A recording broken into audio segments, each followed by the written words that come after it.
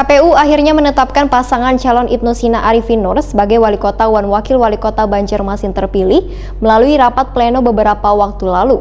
Hasil dari rapat pleno penetapan Wali Kota dan Wakil Wali Kota Banjarmasin terpilih pun diserahkan ke DPRD Banjarmasin, kemudian Dewan nantinya akan menentukan jadwal pelantikannya.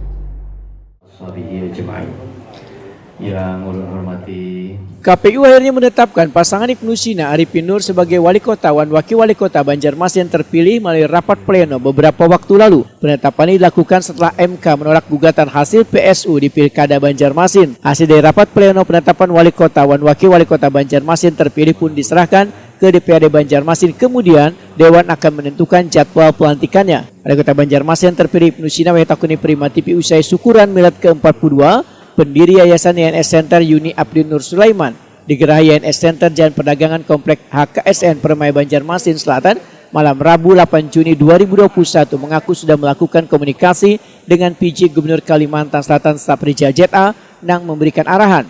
Kemungkinan pelantikan dilakukan setelah pemungutan suara ulang pemilihan gubernur dan wakil gubernur Kalimantan Selatan yang digelar 9 Juni 2021. Menurut Ibnu Sina, hajatan PSU untuk melakukan pemilihan pemimpin Provinsi Kalimantan Selatan harus terlebih dahulu disukseskan dan menunggu surat keputusan Menteri Dalam Negeri. Ibnu Sina menegaskan bila SK tersebut sudah seminggu ini diproses, setelah SK tersebut terbit maka akan menjadi kesempatan yang pertama untuk dilantik. Tadi siang saya baru komunikasi dengan Pak Gubernur. Pak PJ Gubernur memberikan arahan setelah PSU memang harus pelaksanaannya karena agenda dan hajatan provinsi yang harus kita sukseskan. Kemudian yang kedua sambil menunggu SK dari Menteri Dalam Negeri. Begitu SK sudah keluar, ini sudah seminggu diproses, insya Allah sesegeranya akan dilantik pada kesempatan pertama. Mohon doanya semua.